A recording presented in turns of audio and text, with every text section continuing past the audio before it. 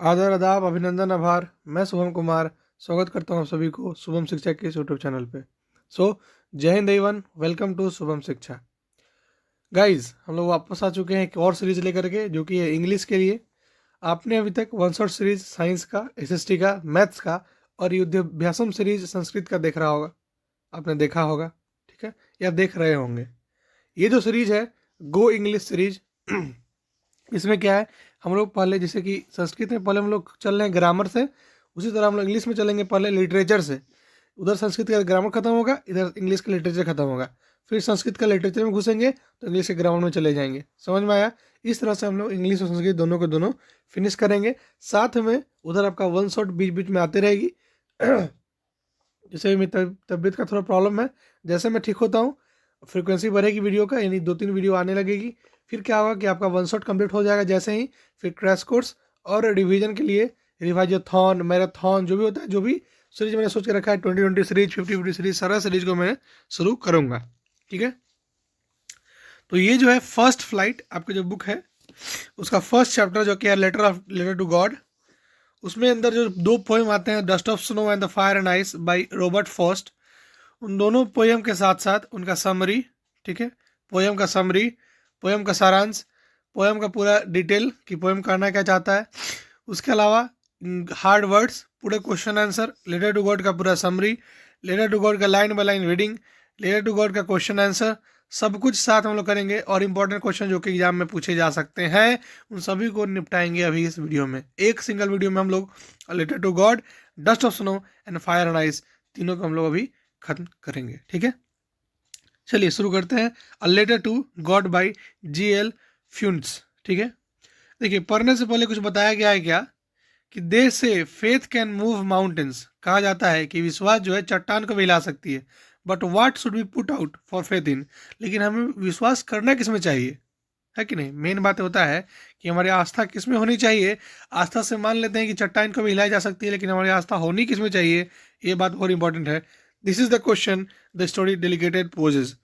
ठीक है, Lencho is a farmer who writes a letter to God when its crop are ruins. Lencho एक farmer है जो कि एक भगवान को चिट्ठी लिख देता है जब उसका क्रॉप जो होता है खराब हो जाता है। आस्किंग फॉर 100 पेसोज, और 100 पेसोज मांगने का वो प्रस्ताव रखता है। Does Lencho's letter reach the God, क्या लेंचो का जो लेटर है भगवान तक जा पहुंचेगा, पहला क्वेश्चन। दूसरा question, does God send him money, क्या गॉड उनको पैसे भेजेंगे, तीसरा क्वेश्चन। ये दो भी क्वेश्चन जो है ना, think what your answer to this question would be, सोचिए कि आपका आंसर क्या होगा इस क्वेश्चन के लिए, and guess how the story continue, और सोचिए कैसे कंटिन्यू होगा story before you begin to read, आप के पढ़ने से पहले। इसमें क्या है कि आप अगर आप देखे होंगे मनी ऑर्डर कैसे जाता है, उसमें आप भर के देख सकते हैं, आपको पढ़ना है कि यहाँ पे रुपये भरना होता है, यहाँ पे रुपीज़ भरना होता है, किसको भेजना है उसको टू लिखिए, पिन नंबर लिखिए, उसका डेट में मोबाइल नंबर लिखिए, डेट, रुपीज़, RS देखिए, साइन करिए। ठीक है, रिसीव जो करेगा उसका अपना सिग्नेचर करेगा आगे जा करके, ये सब आप भर के देखिएगा।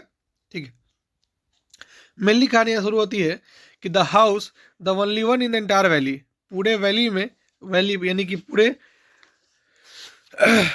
पूरे घाटी में सिर्फ और सिर्फ क्या है, आपका एक घर है। Set on the crest of the low hill, छोटी पहाड़ी के शिखर पर एक छोटी सी वैली है, उसी वैली में एक घर है। From this height one could see the river and the field of ripe corn dotted with the flower that always promise a good harvest. उस ऊंचाई से आप बहती रिवर को, बहती नदी को, और पके हुए मक्के के पेड़ जिसपे कि फूल का डॉट डॉट डॉट दिखने वाला, जैसे मान लीजिए ऊंचा से देखिएगा तो पूरा मक्का खेत में क्या दिख रहा है कि फूल का क्या है, एक डॉट डॉट डॉट बना हुआ है। Wait a minute guys, let me, okay, हाँ, द हो गया। क्या है कि ऐसा, और जो फूल दिखता है डॉट डॉट कर रहा है, वो कैसा दिखता है, वो प्रॉमिस करता है कि इस बार जो फसल है वो काफ़ी अच्छा हुआ है। ठीक, अब फूल के साथ सबूत क्या है कि अच्छा फसल हुआ, इसका क्या है, सबूत दिखाता है। ठीक है, the only thing the earth needed was a downpour or at least a shower. धरती को बस यही चाहिए कि या तो मूसलाधार बारिश हो जाए, या कम से कम एक झीर झीर झीर समझते हैं, यानी कि लोअर लो बारिश होता है ना, बूंदाबांदी, कम से कम वही तो हो जाए, एटलीस्ट कम से कम बूंदाबांदी भी हो जाए, धरती को उस समय ये चाहिए था। ठीक है, थ्रू आउट द मॉर्निंग, पूरे सुबह में Lencho, who knew his field intimately, जो कि अपने पूरे फील्ड से परिचित था, हैज डन नथिंग एल्स, कुछ नहीं किया, but see the sky toward the north east, और नॉर्थ ईस्ट के ऊपर स्काई में देख करके बोला, now we are really going to get some water woman, हो सकता है कि हमें जरूर आज पानी मिले। The woman who was preparing supper, supper मतलब होता है जो रात में खाना बनाती है ना, मेड, जो या फिर रात को जो खाना बनाती है उसको बोलते हैं सुपर, ठीक है। तो सुपर बोलती है, रिप्लाइड यस गॉड विलिंग, यानी कि भगवान तैयार है हमें हेल्प करने के लिए, ठीक है। The older boys where working in the field, जो उनके बड़े बेटे थे वो फील्ड में काम कर रहे थे। While the smaller one were playing near the house until the woman called to them come for dinner. जो बड़े बेटे थे वो क्या करते, फील्ड पे काम कर रहे थे, और छोटे जो थे वो आसपास बगल में ही खेल रहे थे। तो उनकी जो ओमेन थी वो बुलाई कि कम फॉर डिनर, आ जाइए रात्रि भोजन के लिए आप लोग आ जाइए। It was during the meal that just as Lencho has predicted big drop of rain began to fall. जैसे उन्होंने खाना का स्टार्ट करा होगा कि बड़ा बड़ा जो है कि बारिश की बूंदें पड़ने लगी। In the north east huge mountains of cloud could be seen approaching. लग रहा था कि एक क्लाउड्स का काफ़ी भारी भारी क्लाउड्स जो है आते हुए दिखाई दे रहे थे। यहाँ पे क्या लिखा हुआ है, huge mountain of cloud could be seen approaching. यहाँ पे मेटाफर का प्रयोग किया गया है, आपको बताया जाएगा मेटाफर क्या होता है आगे जाके, ठीक है। कि ह्यूज माउंटेन्स, काफ़ी बड़े बड़े विशाल क्लाउड, माउंटेन जैसा क्लाउड अप्रोच कर रहे हैं आगे की तरफ, ठीक है। द एयर वॉज फ्रेश, हवा बहुत ही लुभावना थी, एंड स्वीट, मधुर थी। The man went out for no other reason than to have the pleasure of feeling the rain on his body. Man जो था, लेंचो जो है, बाहर निकला बिना किसी रीजन के, रीजन बस यही था कि वो इस जो बारिश हो रही थी अपनी बॉडी पे, उसको बारिश की बूंदें लेकर के गर्वान्वित महसूस करने के लिए बाहर निकला था।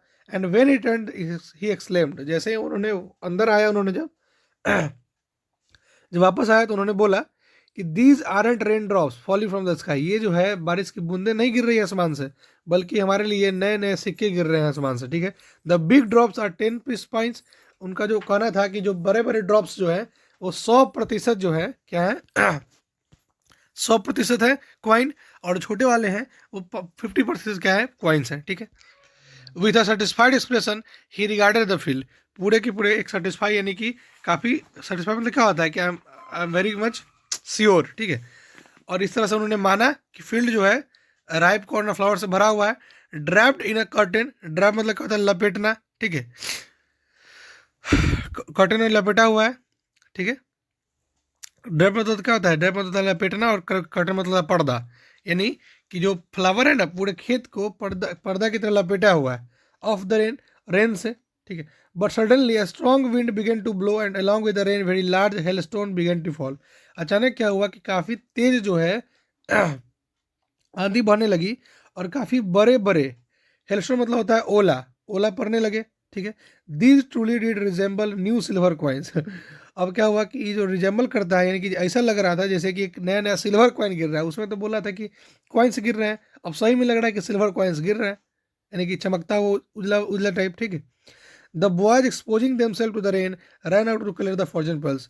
अब मान लीजिए यहाँ पे ओले गिरते हैं तो हम लोग कैसे दौड़ के जाते हैं कि उठा के 5-6 ले आऊँ, उसी तरह उनके बच्चे भी बाहर निकले, exposing themselves out to rain and run out for collect the frozen pills. जो जमे हुए मोती हैं, यानी कि ओले हैं, उनको चुनने के लिए उनके बच्चे जो है बाहर निकले।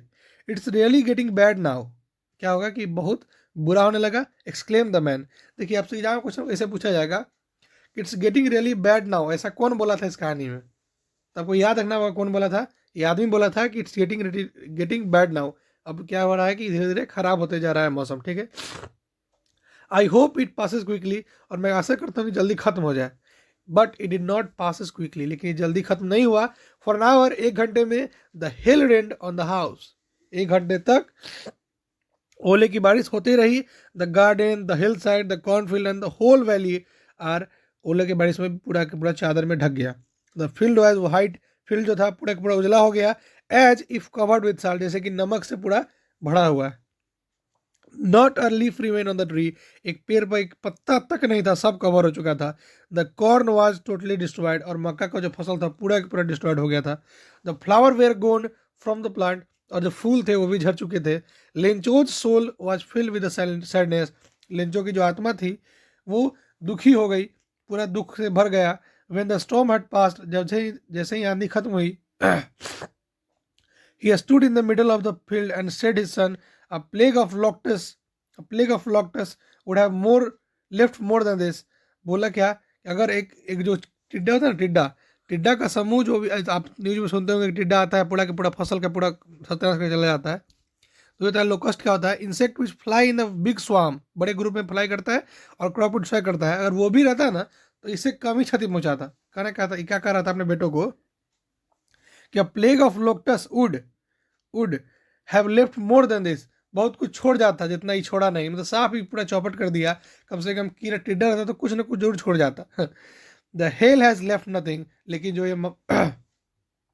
जो ये है कुछ नहीं छोड़ा। And this year we will have no corn, इसलिए हमारे पास इस साल कोई मक्का नहीं होगा। That night was a sorrowful one, जो नाइट था वो काफ़ी उदासपूर्ण था। All our work for nothing, हम जो जो भी काम किए उससे कुछ फायदा नहीं हुआ। There is no one who can help us, हमें कोई मदद नहीं कर सकता। We all go hungry this year, हम लोग पूरे साल इस साल क्या होंगे, भूखे रह जाएंगे। ठीक है, यहाँ पे एक दो क्वेश्चन है, आप देख सकते हैं कि why did Lencho hope for, Lencho आशा क्या चीज का कर रहा था, बारिशा कर रहा था कि जल्दी थम जाए। वाई डिड लेंचो से the raindrop like a new coins, raindrop जो थे नए कॉइन की तरह क्यों थे, ऐसा क्यों सोचता था? बिकॉज जो थे बारिश की बूंदे फसल के लिए अमृत के समान थे, इसलिए उन्होंने बोल दिया इसको कि एक नया कॉइन है हमारे लिए। ठीक है, अच्छा फसल होगा तो अच्छा कमाई होगा, अच्छा कमाई होगा तो अच्छा पैसा मिलेगा, इसलिए न्यू कॉइन बोल दिया। How did the rain change, rain कैसे बदल गया? Rain suddenly change into a hailstorm, hailstorm बदल गया, ओले की बारिश में बदल गई। What happened to Lencho field, Lencho के फील्ड पे क्या हो गया? लेंचो के फील्ड का एक एक कॉर्न तबाह हो गया, हर एक फ्लावर टूट गए, एक एक लीफ ढका चुका था, लाइक कि हम लोग साल्ट से पूरा कवर कर चुके हैं। अगला क्वेश्चन है कि what were Lencho's feeling when there hail stop, जब हेल खत्म हुआ तो उसका फीलिंग क्या था? The feeling of Lencho was very sorrowful and very sadness. ठीक है, but in the heart of all who lived in the solitary house in the middle of the valley there was a single hope, help from God। लेकिन सभी को दिलों में, जो कि solitary मतलब था अकेला, एकांत, एकांत घर में जो लोग रहते थे, उन सभी के मन में एक ही आशा थी, जो हेल्प कर सकता है, जो विश्वास कर सकता है, वह सिर्फ हेल्प फ्रॉम गॉड, सिर्फ और सिर्फ भगवान ही हमारी मदद कर सकता है। So don't be so upset even though this seems like a total loss.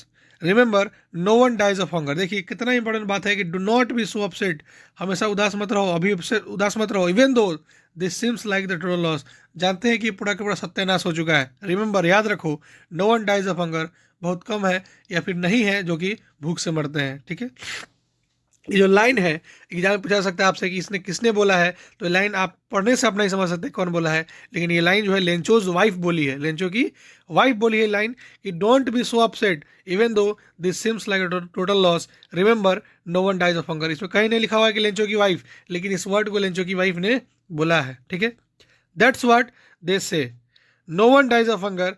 उन्होंने यही सब उन्होंने कहा कि कोई भूख से नहीं मरता है। ऑल थ्रू द नाइट, पूरे रात में Lencho thought only of this own hope, Lencho जो है पूरे रात सिर्फ यही आशा के बारे में सोचते रहा, the help from God, God से हेल्प लेने के बारे में। हुज आइज, जिसका आंखें, as he has been instructed see everything, जैसा उन्होंने बताया वैसा उसकी आंखें पूरी देख रही थी। Even what is deep in one conscience, जो कि क्या जो विवेक, उसका जो बुद्धि है, सब कुछ वो ये सोच रहा था, सारा बुद्धि विवेक के अंदर चला गया था, सोचने में यही बात निकल के आया कि Lencho was an ox of a man. Lencho was an ox of a man करने मतलब क्या हुआ कि लेंचो जो है एनिमल की तरह काम करता था, नहीं कि सोचता नहीं था कि अब बैल बुद्धि की तरह काम करता था, नहीं समझे, करने जाना है। मतलब आज अगर खेत जुता करके मतलब का क्रॉप बोआना चाहिए तो आज उसको बो देना था, working like an animal in the field, but still he knew to write. अब इतना तो मालूम है कि वो पूरा खेत में जानवर की तरह काम करता था, लेकिन इसके अलावा ही न्यू हाउ टू राइट, उसको पता था लिखते कैसे हैं। ठीक है, द फॉलोइंग संडे, आने वाले संडे में, एट डे ब्रेक, दिन के समय में जब ब्रेक था, he began to write a letter which he himself could carry to the town and place the mail. एक लेटर लिखा और खुद से जाकर के टाउन में जाकर के मेल में डाला है। It was nothing less than letter to God, और एक कुछ नहीं बल्कि लेटर टू गॉड था। गॉड के पास उन्होंने क्या लिखा, एक चिट्ठी लिख दी। गॉड ही रोट, उन्होंने क्या लिखा था कि if you don't help me, अगर आप मदद नहीं करेंगे, my family and I will go hungry this year, तो मैं और मेरे परिवार इस साल हंग्री यानी भूखे रह जाएंगे। I need 100 pesos in order to sow my field again and to live until the crop comes. अगर आप 100 रुपये दे देते हैं, अगर मुझे इतना का जरूरत है, इसे मैं वापस से अपने फील्ड में क्रॉप को बो सकूंगा, और तब जब तक क्रॉप तैयार नहीं होते तब तक मैं जीवन यापन कर सकता हूँ। बिकॉज द हेलस्टॉर्म, बिकॉज आप जानते हैं कि हेलस्टॉर्म सब कुछ तबाह कर चुका है। ठीक है, ही रोट टू गॉड। अब उन्होंने क्या लिखा था कि लेटर जो है टू गॉड यानी कि गॉड से, गॉड के लिए, ठीक है। ऑन द इन्वेलप, इन्वेलप पे पुट द लेटर इनसाइड, अंदर रख दिया लेटर को, and still troubled went to town. ये बात ट्रबल में रख करके चले आए, डाउन टाउन चले आए। At the post office he placed a stamp on the letter and dropped it in the mail box. और स्टाम्प खरीद करके लेटर पर चिपका करके ड्रॉप कर गया, मेल बॉक्स में रख के चले आए। One of the employees who was a postman and also helped in the post office went to his boss laughing heartily and showed him a letter to the god. एक employ वहाँ का जो काम करता है पोस्टमैन का या फिर हेल्प करता है पोस्ट ऑफिस में, उन्होंने इस चिट्ठे को ले जाकर दिल से हार्दिक हंसते हुए दिखाया अपने बॉस को। Never in his career as a postman had he knew the address. और अपनी ज़िंदगी में कभी एड्रेस को नहीं जानता है वो कि एड्रेस कहाँ पड़ता है, ठीक है। द पोस्ट मास्टर जो था एक फैट यानी कि काफ़ी मोटा ताजा और एमिएबल यानी कि सुशील व्यक्ति था, ठीक है। ऑल्सो ब्रोक आउट लाफिंग, वो भी क्या हो गया कि हंसने लगा। एंड बट ऑलमोस्ट इमीडिएटली, मतलब तुरंत, ही टर्न सीरियस, और तुरंत ही वो क्या होगा, सीरियस होने लगा। एंड टैपिंग, हाथ बजाते हुए कहा, उस डेस्क पर रख दिया लेटर को। कमेंटेड, बोला, व्हाट फेथ, कैसा आस्था है इसका। I wish I had the faith of the man who wrote this letter, कि मेरे लिए भी काश इसे आस्था होता जैसे कि इस मैन का है जिसने लेटर लिखा है उसके लिए, ठीक है। Starting up a correspondence with God, कि गॉड के साथ कैसा है इसका कॉरेस्पॉन्डेंस है, ठीक है। चलिए आगे चलते हैं। So in order to not to shake the writer faith, अब देखिए जो राइटर यानी जो लिखा है उसका आस्था को ठेस न पहुंचाए, इसके लिए क्या किया, the post master came up with an idea. Post master को एक आइडिया आया कि कहीं अगर मान लीजिए लेटर टू गॉड उसको नहीं मिला, पैसा नहीं मिला, तो उसका आस्था खत्म हो जाएगा गॉड से। इसके लिए उन्होंने क्या किया, आंसर द लेटर, उन्होंने लिखने का फैसला किया। But when he open it, जैसे उन्होंने खोला, it was evident that to answer it he needed something more than good will, ink and paper. अब चूंकि प्रमाण के लिए, यानी चूंकि आपका प्रमाण बोले या आपका जैसे कि सबूत बोले, उसके लिए जैसे उन्होंने खोला तो एक गुडविल यानी कि एक साख के अलावा, एक इंक के अलावा, एक पेपर के अलावा कुछ और भी चाहिए था। तो but he stuck to his resolution, लेकिन उन्होंने क्या किया, अपने संकल्प के साथ जो उनका संकल्प लिए थे उन्होंने कि सब इसका आस्था बचाएंगे, उस पर उन्होंने स्टक यानी कि रुका, अस्थाई रखा। He ask for money from his employ, अपने एम्प्लॉय से उन्होंने पैसे मांगे।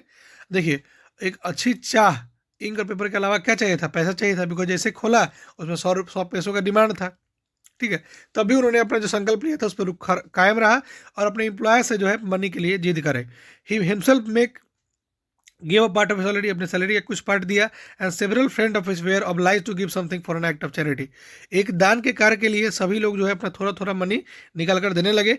It was impossible for him to gather together the 100 pesos, एक उनके लिए पॉसिबल नहीं था कि 100 पैसों जो है सबको मिलकर जुटा पाए। So he was able to send the farmer only little more than half, आधा से कुछ ज़्यादा उन्होंने जुटा करके रख दिया उसमें। He put the money in an envelope added to the Lencho and with it letter containing only a single word, a signature of God.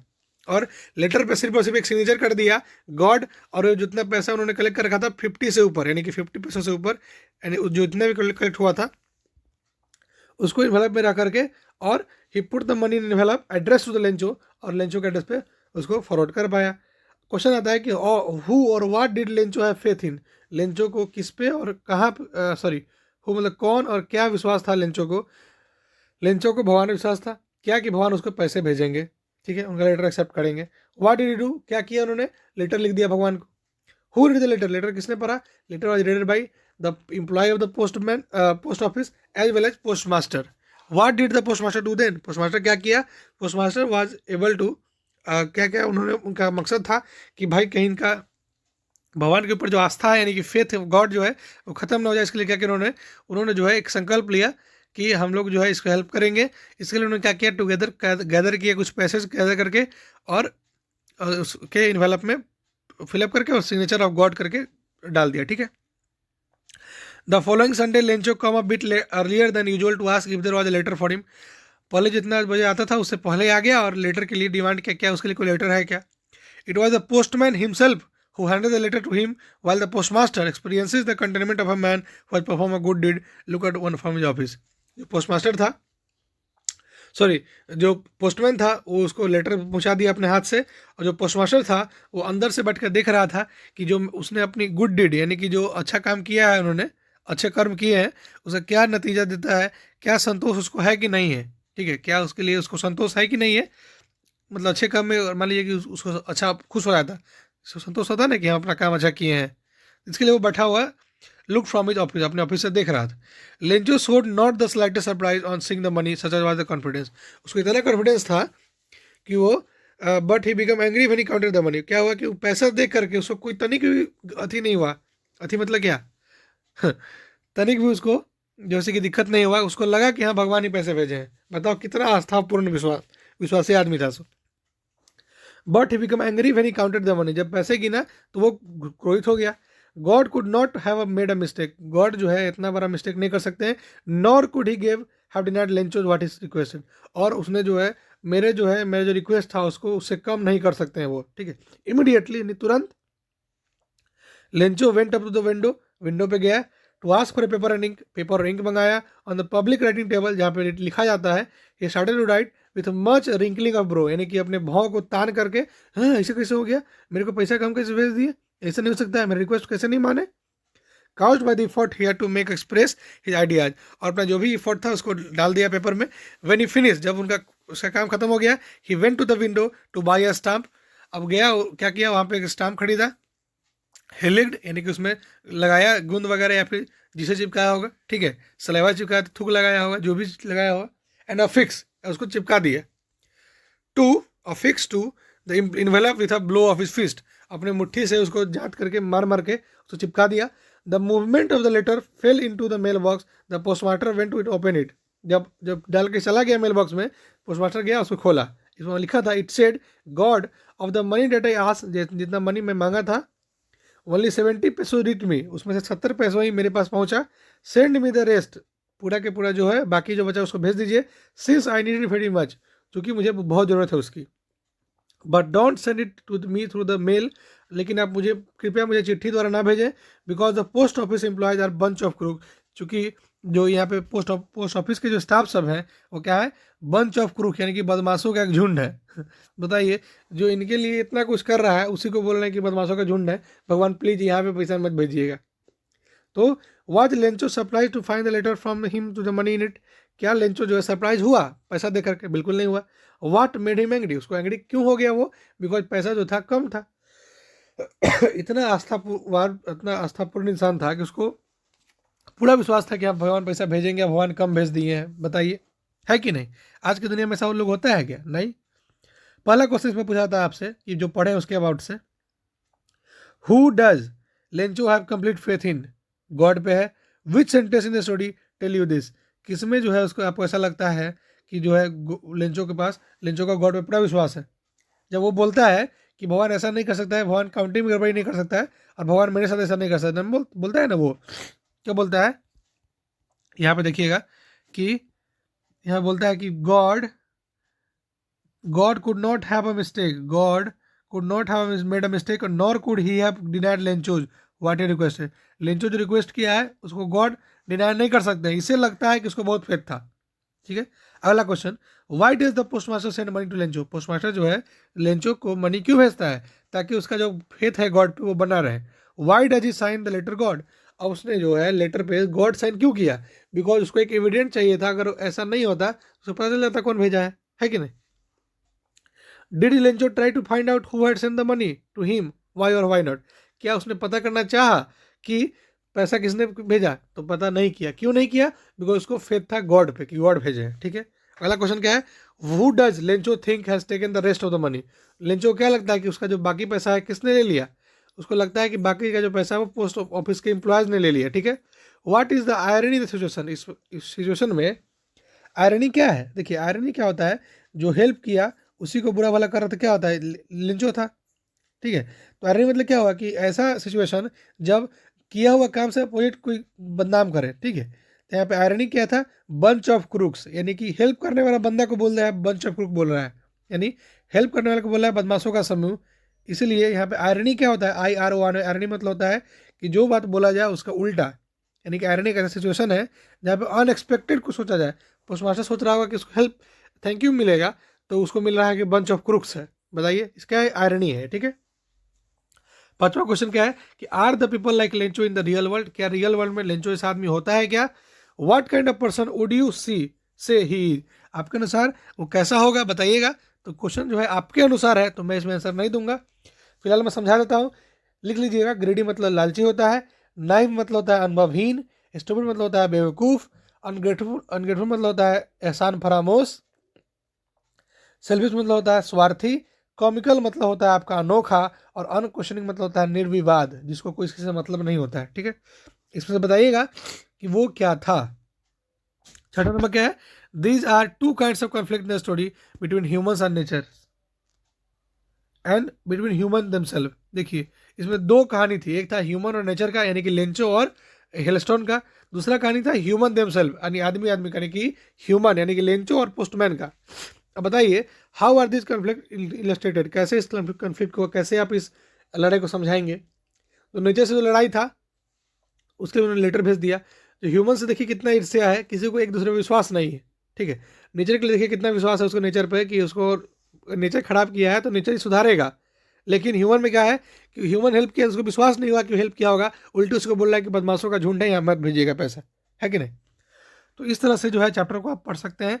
इसमें कुछ क्वेश्चन दिया हुआ कि कैसे हम लोग जो डिफरेंट डिफरेंट सिचुएशन होता है कि कब विंड बोलेंगे, कब स्टॉर्म बोलेंगे, कब रेन बोलेंगे, कब हेलस्टॉर्म बोलेंगे। तो कुछ सिचुएशन दिया हुआ है। पहला क्या है, क्या violent tropical storm in which strong wind move in circle, जब एक स्ट्रॉन्ग विंड सर्कल में मूव करते हैं उसको क्या बोलते हैं, लिख लीजिएगा। इसको बोलते हैं हम लोग साइक्लोन। साइक्लोन मतलब क्या होता है, चक्रवात। ठीक है, आगे चलते हैं। दूसरा आता है एन एक्सट्रीमली स्ट्रॉन्ग विंड, अगर काफी ज्यादा स्ट्रॉन्ग विंड है उसको बोलते हैं गेल, GALE। ठीक है, उसका मतलब होता है विंड। ठीक है, स्ट्रॉन्ग विंड। और violent tropical storm with very strong wind, अगर बहुत ज्यादा स्ट्रॉन्ग विंड रहे तो उसको बोलते हैं टाइफून यानी कि आंधी। ठीक है, अगला आता है कि वायलेंट यानी काफी खतरनाक storm whose centre is a cloud in the shape of funnel, अगर सेंटर जो ऐसा क्लाउड से उठ के आया है तो इसको बोलते हैं हम लोग, क्या बोलते हैं, टोर्नाडो। क्या बोलते हैं, टोर्नाडो बोलते हैं। टोर्नाडो मतलब बवंडर। ठीक है, पांचवा नंबर क्या है, अ violent storm with very strong wind specially in the western Atlantic ocean, अगर वेस्टर्न अटलांटिक ओशन में उठता है ये स्टॉर्म, इसको बोलते हैं हम लोग हरिकेन यानी कि तूफान। छठा क्या है, a very strong wind that move very fast in spinning movement and cause a lot of damage, ऐसा तूफान जो कि काफी तेज घूमता है और सब कुछ नष्ट के चला जाता है, इसको बोलते हैं विल्ड विंड। क्या बोलते हैं, WHIRLWIND, विल्ड विंड, जिसका मतलब होता है चक्रवात। ठीक है, चलिए इस तरह से क्या करिएगा, आप सबको सॉल्व करिएगा बाकी जो क्वेश्चन है। ठीक है, इसमें जो बताना था आपको, जो 4 नंबर जो था मेटाफर वाला बात, एक बार दिखा दूं आपको, कहीं मेटाफर लिखा हुआ है क्या। देखिए, जैसे क्लाउड हुआ ना, क्लाउड, तो क्लाउड का मेटाफर क्या होता है, क्लाउड को क्या बोला गया, काफी बड़े माउंटेन का क्लाउड बोला गया। ठीक है, रेनड्रॉप को क्या बोला गया, हेल स्टॉर्म बोला गया। ठीक है, उसी तरह हेलस्टॉर्म को क्या बोला, हेलस्टॉर्म को क्या बोला गया, लोक्टस को क्या बोला गया, प्लेग ऑफ इंसेक्ट, प्लेग्यू बोला गया था ना। तो जहां जहां वर्ड देखिए उसका इसमें भर दीजिए। ठीक है, कि क्या बोला गया उसके बारे में, मान लीजिए कि बोला जाए ऐसा, मेटाफर क्या होता है समझाते हैं। देखिए, जैसे बोला जाए कि नयन, तो बोला जाए कमल नयन, कमल के समान नयन। तो क्या क्या मेटाफर यहाँ पे क्या है, कमल के समान नयन। नयन को क्या बोला गया, कमल के समान। चांद, चांद जैसा मुखरा, मुखड़ा को क्या बोला गया, चांद सा मुखरा। ऐसा क्या है, मेटाफोर है ये सब, यानी कि उसके लिए जो अच्छा शब्द इस्तेमाल किया जाता है ना उसको बोलते हैं मेटाफोर। ठीक है, इस तरह से हमारा चैप्टर जो है अ रिलेटेड टू गॉड जो है खत्म होता है। उसमें जो है 2 पोयम है, उस 2 पोयम को समझते हैं। पहला जो है डस्ट ऑफ स्नो, पोएट्री है, सॉरी पोयम तो नहीं है। और डस्ट ऑफ स्नो एक पोयम है, सॉरी पोएट्री है, जिसको रॉबर्ट फोस द्वारा लिखा गया है। क्या कहता है सुनिएगा, the way a crow shook down on me the dust of snow from hemlock tree has given my heart a change of mood and saved some part of a day I rued. ठीक है, the way a crow shook down on me the dust of snow from hemlock tree has given my heart a change of mood and saved some part of day I had rude. ठीक है, तो इसका जो सारांश है, सीधे मैं इसको समरी पे आता हूँ। समरी में क्या है देखिएगा कि इस कविता में जो है ना, यह कविता जो है जीवन में प्रकृति और तुच्छ चीज़ों की शक्ति का चित्रण करता है। ठीक है, तुच्छ चीज़ें मतलब छोटी छोटी चीज़ें जो जिसको हम लोग निगलेक्ट कर देते हैं प्रकृति का, उसके बारे में जिक्र करता है कि प्रकृति जो है सब कुछ ठीक करती है, चाहे वो भयानक मनोदशा यानी कि आपका मनोस्थिति हो या बीमारी हो। रॉबर्ट फोस्ट को एक ऐसे बुरे दिन का सामना करना पड़ रहा था जिस दिन वो बहुत निराश थे। इसी वजह से उन्होंने हेमलॉक के पेड़ के नीचे बैठकर समय बिता रहे थे। ठीक है, पेड़ पर बैठा कौवा अचानक से पेड़ की डाली पर हिलाता हुआ उड़ा, ठीक है, जिससे कि बर्फ की धूल उड़कर उन पे गिरी, जिस वजह से उनका मनोस्थिति जो है अच्छी हो गई, उनका जो है मन अच्छा हो गया। मान लीजिए कि बर्फ का जो है बारिश होने लगे आपके शरीर पे, तो आपका जो मन होगा वो मंत्रमुग्ध हो जाएगा कि नहीं हो जाएगा, ठीक है। तो उनका जो बाकी, इसके कारण क्या हुआ कि उनका जो बाकी बचा जो समय है वो अच्छा बीतने लगा, मतलब जो और खराब होता, मूड खराब होने की वजह से वो सब क्या हो गया, ठीक हो जाएगा। वही सम्मोहक क्षण से अच्छा हो गया, जो खराब होने से बच गया, ठीक है। खराब होने से जो मूड था उनका खराब होने से बच गया, क्योंकि जो बाकी का समय था वो कौवे के कारण क्या हो गया, सही हो गया। तो सारांश क्या, संदेश क्या देना चाहता है पोइट्री? संदेश ये देना चाहता है कि जीवन में जो है कुछ भी छोटा नहीं है, यहाँ तक कि प्रकृति की तुच्छ वस्तुएं भी हमारी मनोदशा में अच्छी खासी परिवर्तन ला सकती हैं। यानी कि एक छोटी सी चींटी से लेकर के एक छोटा सा पक्षी तक, आप देखते हैं जब भी आपका मन उदास हो और आप पक्षी के समूह को देखेंगे, आपका मन जो है वापस से हरा भरा हो जाएगा। तो ये सब क्या है कि प्रकृति की एक छोटी छोटी वस्तुएं भी आपके मन को मोह सकती हैं। एक फ्लावर, तितली, है कि नहीं, ये सब। तो जीवन में की गई छोटी सी मदद तथा क्या था कि जीवन में की गई छोटी सी मदद या अच्छे कर्म जो हम दूसरे के हित में करते हैं वे बड़े बड़े अंतर लाते हैं, ठीक है। इसलिए जीवन में हर छोटी बड़ी चीज़ों को देखना और उनकी सराहना करना हमारे जीवन को अच्छा से बेहतर, बेहतर से बेहतरीन बनाता है। यही इस कहानी का सारांश है कि जीवन में कोई भी चीज़ जो है खराब नहीं है। जीवन में सब छोटी छोटी चीज़ों का महत्व है। आप सभी का आदर करें, सभी का रिस्पेक्ट करें। कि आपके जीवन में जो कौवा जो है, जो कितना उसको बुलाया था कि जो क्या है, खराब का प्रतीक है। हेमलॉक ट्री क्या है, जो कि एक जहरीला पेड़ है।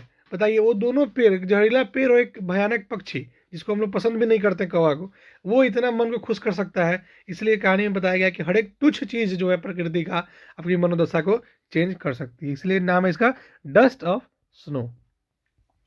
अगला जो पोएट्री है आपका फायर एंड आइस। इसमें क्या देखिएगा, some say the world will in fire, some say in ice, from what I have tasted desire I hold those who favour fire, but if it had to perish twice I think I know enough of it to say that destruction ice is also great and would suffice. तो मतलब क्या है, कुछ लोग जो कहते हैं कि जो हमारा धरती दुनिया है वो आग में ख़त्म हो जाएगा, कुछ लोग का मानना है कि ये बर्फ़ से ख़त्म हो जाएगा। लेकिन मैं उस पक्ष में हूँ जो लोग आग के बारे में बोलते हैं। लेकिन अगर दोहरा बताया जाए तो जो डिस्ट्रक्शन होगा आइस से, वही बहुत दर्दनाक होगा और वो भी बहुत क्या होगा, आइस से किया हुआ जो मौत होगा वो भी काफ़ी सफिशियंट होगा, ठीक है। इस कविता में क्या कहा गया देखिएगा, इस कविता में जो है कवि जो है मानवता और दुनिया के अंत के बारे में दो विपरीत विचार प्रस्तुत करता है। वह दो संभावना पर चर्चा करता है कि जो दुनिया के अंत का कारण बनेगा। कुछ लोग कहते हैं कि दुनिया आग में समाप्त हो जाएगी और कुछ लोग का कहना है कि बर्फ से। कवि जो है आग वाले के पक्ष में है, ठीक है। वो क्या है, ऐसा इसलिए क्योंकि उन्होंने लोगों के जीवन पर अनियंत्रित और असमान इच्छाओं का प्रभाव और परिणाम देखा है।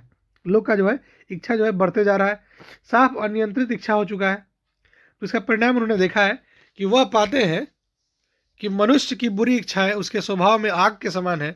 तो यह आग जो है मानव जाति को भी नष्ट करने के साथ साथ दुनिया के लिए एक बहुत बड़ी कारण बन सकती है। पहला क्या है, फायर, कि लोग का जो इच्छा जो है, इसका इच्छा का कोई सीमा नहीं, अनंत होते जा रहा है। इच्छाओं का जो प्रभाव है इसका जो काफ़ी, मनुष्य की बुरी इच्छाएं उसके स्वभाव में आग के समान आती हैं। तो ये आग जो है मानव जाति के लिए नष्ट कर सकती है और दुनिया के लिए बड़ी कारण बन सकती है। दूसरी ओर कवि जो है बर्फ की, जिसकी तुलना मनुष्य से अन्य मनुष्यों के साथ घृणा की भावना से करता है। क्वेश्चन पूछा जाएगा कि what is fire in the poetry. Fire किसके लिए था? फायर था जो लोग का जो विल है, यानी जो लोग का इच्छा है उसको फायर बोलते हैं। और जो लोग का एक दूसरे के लिए जो ईर्ष्या है, जो जो दोनों के बीच में घृणा है, उसको आइस बोलते हैं, ठीक है। इसमें क्या है कि दूसरी ओर कवि जो है बर्फ, जिसकी तुलना मनुष्यों से अन्य मनुष्यों के साथ घृणा की भावना से करता है। जैसे बर्फ लंबे समय तक शरीर के संपर्क में रहकर शरीर के उस अंग को शून्य कर देती है, उसी प्रकार नफरत जो है इससे हमारे दिमाग, बुद्धि, विचार, विवेक को नष्ट कर देता है और हम असंवेदनशील और क्रूर बन जाते हैं। जिस तरह बर्फ के साथ आप टिके रहिएगा तो बर्फ क्या करेगा, आपको शून्य कर देगा उस शरीर के उस अंग को। उसी तरह जितना दिन आप ईर्ष्या करिएगा, घृणा करिएगा, आपके शरीर, बुद्धि, विवेक, मन, विचार सबको क्या कर देगा, शून्य और नष्ट कर देगा। और आप असंवेदनशील, असहनशील, क्रूर, निर्दयी बन जाएंगे। यह एक समान का तथ्य है कि प्यार की सभी प्रचार मिलते हैं, जबकि नफरत मौन हत्यारा है। प्यार अगर हुआ तो सब जान जाता है, लेकिन नफरत आप किससे करते हैं कोई नहीं जानता है। नफरत का एक मौन हत्यारा है जो कि समय के साथ आपको भी नष्ट करेगा और आपके चाहने वालों को भी नष्ट कर देगा, आपसे दूर कर देगा। ठीक है, यही जो है इस कहानी का पूरा तथ्य था। उम्मीद करते हैं कि आपको कहानी जो है समझ आया होगा। चलिए एक दो क्वेश्चन देख लेते हैं इसमें से क्या क्या करना है आपको। वैसे आप खुद करिएगा, लेकिन इसमें क्या है कुछ कुछ वर्ड जो है इसका मीनिंग जो है आपको मैं बता दूं। थोड़ा मैं देखूं पहले फायर एंड आइस के बारे में, सॉरी हाँ ठीक है, इसके बारे में देखते हैं। यहाँ पे लिखा हुआ देखिएगा ग्रीड, ग्रीड लिख लीजिएगा। ग्रीड का मतलब होता है लालच। अगला है एवराइस, मतलब होता है लोभ। अगला है क्रूएलिटी, मतलब होता है क्रूर। लस्ट मतलब होता है लोभ लालच। कॉन्फ्लिक्ट मतलब होता है झगड़ा।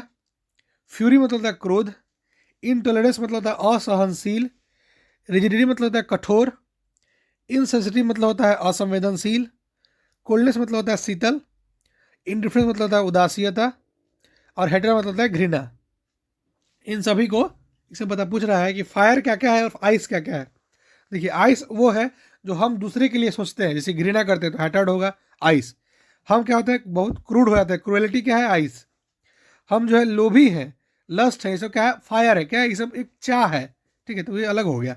ग्रीड, एवराइस, लस्ट, ये सब क्या है हमारा एक एक हो गया फायर। और आइस क्या है, यानी कि जो हमारा इच्छा होता है घृणा है वो क्या है आइस है। तो आइस में क्या क्या आएगा, आइस में आएगा आपका फ्यूरी, आइस में आएगा आपका कॉन्फ्लिक्ट, आइस में आएगा इंटॉलरेंस, आइस में आएगा इंडिफरेंस, आइस में आएगा हेटर्ड, आइस में आएगा रिजिडिटी, आइस में आएगा कोल्डनेस और आइस में आएगा इनसेंसिटिव।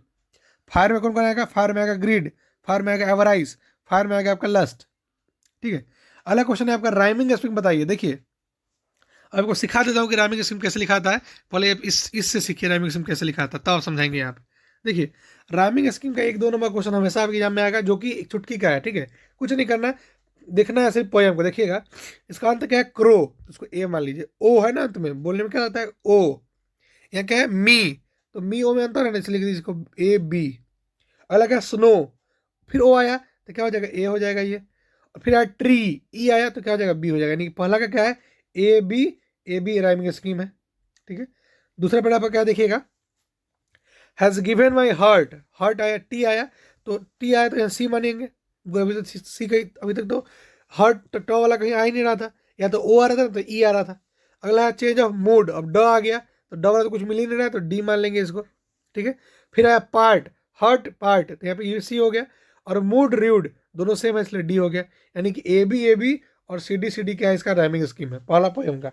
समझे, यानी कि बोलने में जो आ रहा है ना उस तरह का लिखिए। जैसे देखिए ओ बोलने में तो ए मान लिए, मानने को आप कुछ ही मान सकते हैं, लेकिन जो ध्वनि लास्ट में आ रहा है उसको सबको वही मानेंगे। ठीक है, चलिए आगे चलते हैं।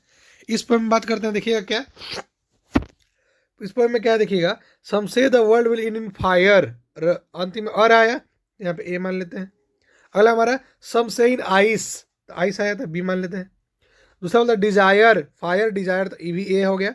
And it hold those who favour fire, फिर फायर आया तो यहाँ पे क्या होगा फिर ए हो जाएगा। तो पहला का हो गया ए बी ए। ठीक है, दूसरा में आते हैं but if it had to perish twice, तो ट्वाइस कहाँ आया था आइस में आया था ना, ट्वाइस आइस, ये क्या होगा बी होगा ये। I think I know enough to hate, hate अभी तक हेट कहीं नहीं आया था तो सी हो गया। फिर आइस आया तो बी हो जाएगा। फिर ग्रेट हेट तो बराबर है तो सी हो जाएगा। और सफाइस आया तो फिर आइस वाला आ गया तो बी हो गया। यानी कि बी सी बी क्या इसका राइमिंग स्कीम हो गया। समझ में आया, ये सब क्या होता है राइमिंग स्कीम होता है। बात समझ में आया। इस तरह से जो आपका चैप्टर जो है यहीं पे समाप्त होता है। उम्मीद करते हैं आपको जो है लेटर टू गॉड समझ में आया। इसका जो क्वेश्चन आंसर है आप कर लीजिएगा, और क्वेश्चन आंसर में और कोई समस्या आई तो आप हमें हमारे व्हाट्सएप ग्रुप से जुड़ करके आप वहाँ पर डाउट क्लियर कर सकते हैं, या आप कमेंट कर सकते हैं। या मैंने सभी बच्चे से रिक्वेस्ट किया था कि आप लोग टेलीग्राम से जुड़िए। टेलीग्राम एक ऐसा प्लेटफॉर्म है जहाँ पे आपको क्विज क्वेश्चन, जहाँ पे आपका टेस्ट लिया सकता है, जहाँ पे आपको per day 10 question 12 question 20 question जो है क्विज में खिला सकता है, जिसका आपको वोटिंग करना होता है कि कौन ऑप्शन सही है कि नहीं। आपको शाम में जो है नतीजे मिलते हैं कि आपका जो आंसर था वो गलत था या सही था। उससे क्या होगा, आपका जो है रोज रोज 10-10 क्वेश्चन जो होगा 10-20 क्वेश्चन जो है आपका क्या करेगा, आपका मोटिवेशन जो है बढ़ाएगा, आपका कॉन्फिडेंस बढ़ाएगा। कुछ दिन बाद तक मान लीजिए 10-10 क्वेश्चन रोज सीखते हैं तो एक महीना तक क्या करिएगा आप 300 क्वेश्चन सीख जाइएगा एक नंबर वाला। तो 300 क्वेश्चन तो साइंस की बुक में होगा भी नहीं आपका, एक नंबर वाला। ठीक है, उतना करवा दूंगा मैं। एसएसटी में भी उतना होगा नहीं जितना मैं अपने से अच्छा क्वेश्चन होगा सबको चूज करके करवा दूंगा। लेकिन आप लोग जुड़ेगा तो ना, 3-4 बच्चे से थोड़ी ना होगा। आप लोग जुड़िए टेलीग्राम ग्रुप से, इसका लिंक जो है डिस्क्रिप्शन बॉक्स में दिया हुआ है। उम्मीद करते हैं कि आज शाम तक वहाँ पे 20-25 बच्चे हो जाएंगे, जितने मेरे से पढ़ते हैं सबको हो जाएंगे वहाँ पे, ठीक है। कम से कम 20-25 तो आना ही भाई। अब 70-80 बच्चा में अगर 20-25 में आओगे तो कैसा लगेगा, लेकिन उतना ही कम से कम आना। 3-4 बच्चे तो अच्छे लगेंगे ना, 3-4 से तो अच्छे 20-25 लगेंगे ना, तो मैं शुरू कर पाऊंगा, ठीक है। So thank you so much. ये हमारा था क्या, फर्स्ट फ्लाइट का। अब अगला जो आपका बुक है, जो भी आपका बुक होगा, दूसरा जो बुक है आपका कि front fit foot print without fit जो है, उसका जो चैप्टर है ट्रिम्फ ऑफ सर्जरी, वो भी मैं अगले वीडियो में या फिर आज ही शाम तक मैं भी अपलोड कर दूंगा। तब तक के लिए बाय बाय, टेक केयर, मिलते हैं हम लोग अगले वीडियो में। यानी कि समझ गए ना, इंग्लिश का लिटरेचर, संस्कृत का ग्रामर, संस्कृत का लिटरेचर तो इंग्लिश का ग्रामर, यानी कि उससे पहले 15 दिसंबर यानी कि दिसंबर तक संस्कृत और इंग्लिश दोनों का हाफ ऑफ खत्म हो जाया रहेगा, और करीब करीब जो है 1 शॉट भी सबका खत्म हो चुका रहेगा। मैं कोशिश करता हूँ कि फ्रिक्वेंसी वीडियो का बढ़ाऊँ ताकि आपका जल्दी जल्दी सिलेबस कंप्लीट हो। थैंक यू सो मच, मिलते हैं हम लोग अगले वीडियो में। Bye bye, take care and आप पढ़ते रहिए, जो भी डाउट हो आप सॉल्व करते रहिए। जितना भी हार्ड वर्ड बताया था सबको आप लिख लीजिए कॉपी में। तब तक के लिए चलते हैं हम लोग, मिलते हैं फिर, बाय बाय।